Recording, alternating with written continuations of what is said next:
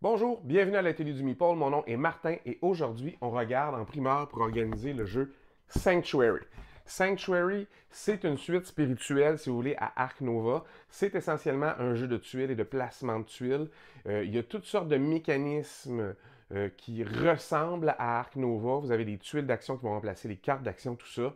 Euh, c'est un jeu différent, qu'on dit un peu plus léger. Je l'ai pas, je peux pas vous dire à quel point c'est plus léger. Pas encore fait assez de tests pour ça parce que ça fait moi une trentaine de parties que je joue Dark Nova. Alors j'en ai beaucoup joué et j'ai des amis qui en ont joué 100 parties. Là, comme avec eux autres, je gagne plus jamais. Là, je suis en retard, ça. Je suis en retard de 90 parties, de 90 parties, probablement 100 parties sur ce que les autres ont joué. Ils le jouent facilement une fois par semaine. Alors ça fait quand même quelques années, alors ça fait beaucoup. Alors, il y a moyen d'organiser ça, ce petit jeu-là. C'est tout nouveau. Et je pense que ça peut être très, très, très intéressant de voir comment, avec un jeu comme ça, qui finalement vient partiellement organisé, vous allez voir, il y a une boîte pour les tuiles. Et il n'y a pas tant de matériel que ça, mais il y a moyen de faire quelque chose de vraiment sharp. Alors, on regarde ça ensemble.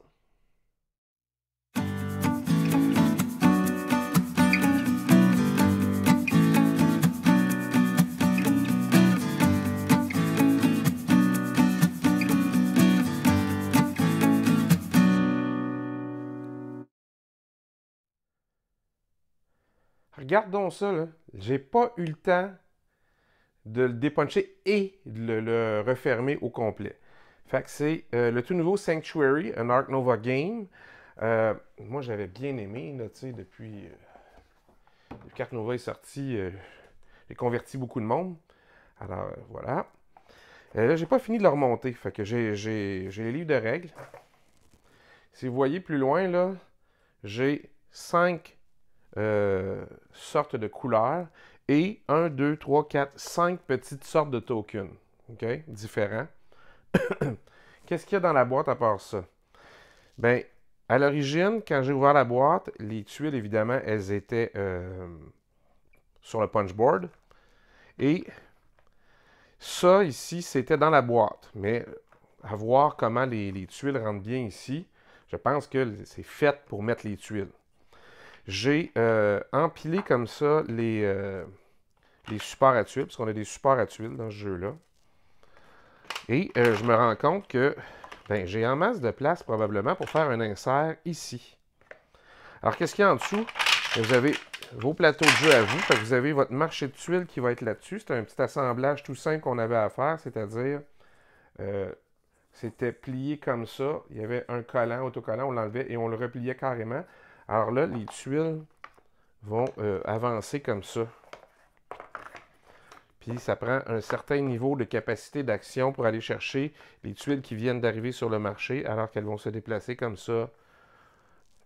Alors ça va être intéressant à jouer évidemment.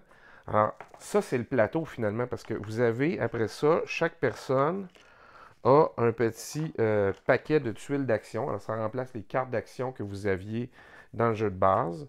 Fait que évidemment vous avez 5 sets qui se répètent si vous voulez.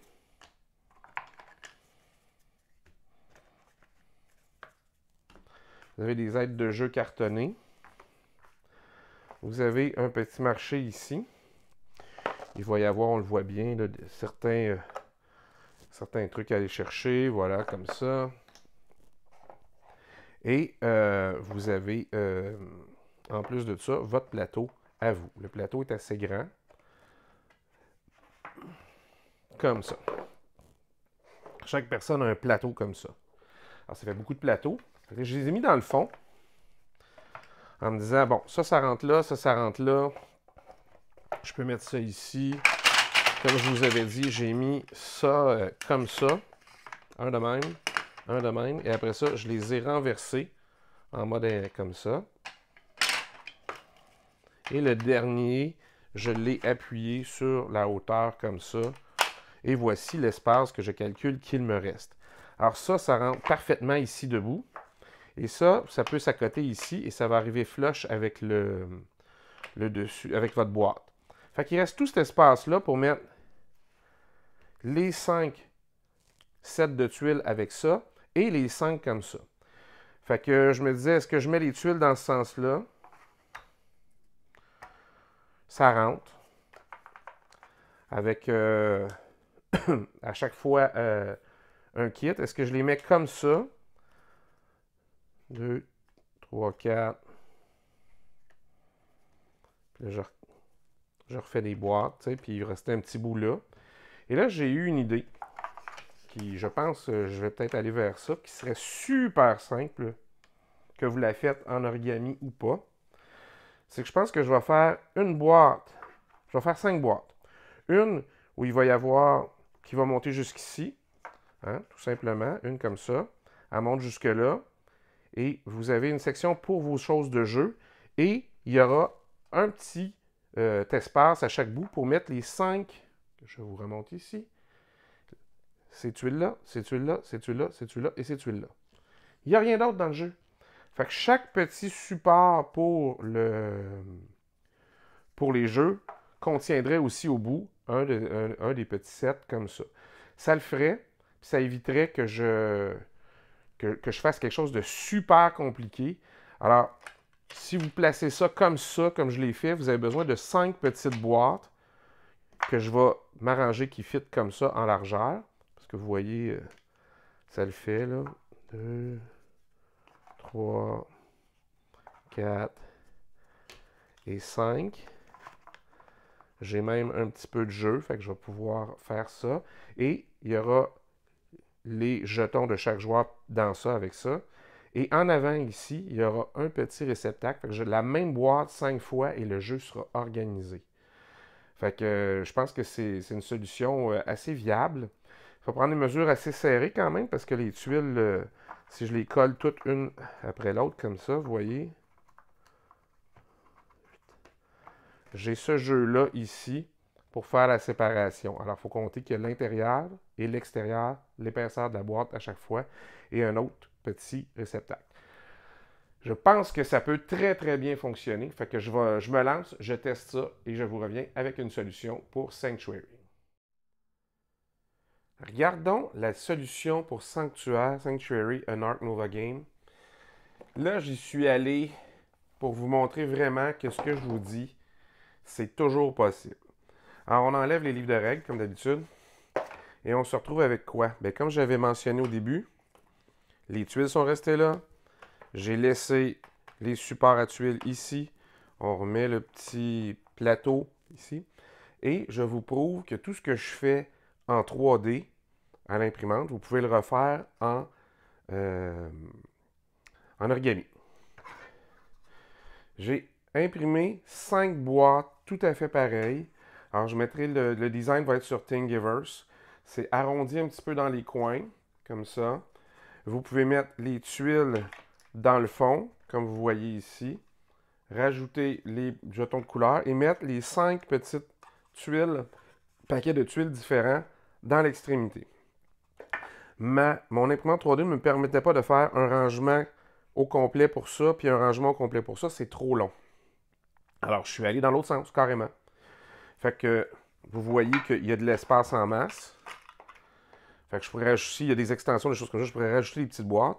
Quoique, au niveau tuiles, je vois pas, tu sais, il reste même pas 2 cm au bout. Je pense que s'ils veulent faire des extensions, ça va être difficile à mettre dans la même boîte s'il y a des tuiles dans l'extension. Il ne faudrait pas qu'il y en ait beaucoup. Et j'ai refait le même principe en origami. C'est-à-dire que j'ai fait une boîte Masu sur mesure qui a 135 mm de longueur, qui en a 56 de largeur et 43 de hauteur. J'ai fait un espace ici, c'est 9 mm.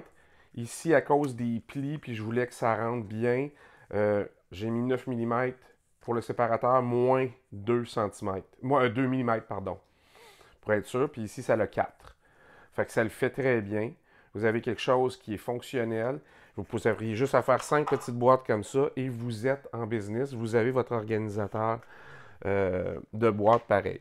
Moi, je l'ai fait en pensant que tout serait évidemment en impression 3D. Mais J'arrête pas de vous dire que c'est possible. Ben oui, c'est juste une petite boîte comme ça que vous avez à faire. L'idée, vous comprenez bien, c'est de vous donner différentes solutions pour le faire selon vos capacités, vos moyens, ce que vous avez disponible. Est-ce que ça aurait été possible de faire ça en foam core? Ça aurait été très différent en foam core parce que vous voyez l'espace que j'ai ici, ça laisse pas ça laisse pas beaucoup de jeu. C'est pour ça que la paroi ici est de 1 mm, puis ceux-là sont de 2 mm. D'ordinaire, j'aurais fait 2 mm, c'est plus solide. Mais là, je voulais que ça rentre pas trop serré parce que debout, ici, j'ai installé les aides de jeu. Ils rentrent parfaitement debout. Il y a de l'espace au bout de vos plateaux de jeu personnels comme ça pour le mettre. J'ai récupéré un petit foam qui fournissait avec. Puis même chose pour les tuiles. J'ai récupéré un petit foam qui fournissait avec. Les tuiles ne bougent pas. Alors, tout le restant est exactement comme quand je vous ai démonté la boîte tantôt. Alors, pas le livre de règles, mais le pad pour compter les points est ici. Alors, vous voyez, ça se fait très bien d'une façon ou de l'autre. C'est 5 petites boîtes que vous imprimez qui sont exactement pareilles ou 5 rangements d'origami comme ça. En origami, bien sûr, vous auriez pu faire 5 boîtes de ce format-là, puis après ça, vous faire des rangements différents dans l'autre sens. Moi, j'ai opté pour la simplicité. Je pense que des fois, les designs les plus simples sont les plus efficaces. Vous donnez les couleurs aux personnes, vous sortez les jetons, voilà. J'ai pas de cabaret unique pour les jetons, mais c'est pas nécessaire, je pense, dans ce jeu-là. Alors, si on remet ça, ça vient couvrir vos choses. Et comme ça monte, le 43 mm là, de hauteur vous permet à peine de glisser le livre de règles. Et ça permet que tout ça ici se soit fermé par le livre de règles comme ça.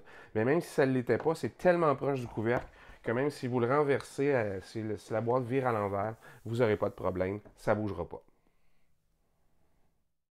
Alors, Sanctuary, je pense que c'est vraiment une solution super simple. 5 petites boîtes que vous faites en origami ou en impression 3D, ça n'a pas d'importance. Vous allez arriver au même résultat de rangement. Vous pourrez choisir des beaux papiers si vous faites de l'origami. Vous pourrez choisir, si vous avez des filaments, moi j'imprime tout en gris, puis souvent quand je veux des couleurs, je peinture à la canette. Ça fonctionne très bien. Mais si jamais vous voulez les faire en impression 3D puis que vous avez des filaments de couleurs, vous pourriez les mettre dans les couleurs de chacun des joueurs. Ça le fait très bien. Alors, vous avez eu une solution, ma foi, assez simple, puis une solution qui fonctionne très, très, très, très, très bien. Alors, est-ce que le jeu avait besoin de tant que ça d'organisation? Il n'y a pas autant de pièces mobiles, je dirais, que dans certains autres jeux, mais je pense que tous les jeux méritent une petite organisation en général. Alors nous autres, on se revoit la prochaine fois. Si vous avez des questions, gênez-vous pas, posez-les sous la vidéo, ça me fait toujours plaisir de répondre. Et en attendant, amusez-vous.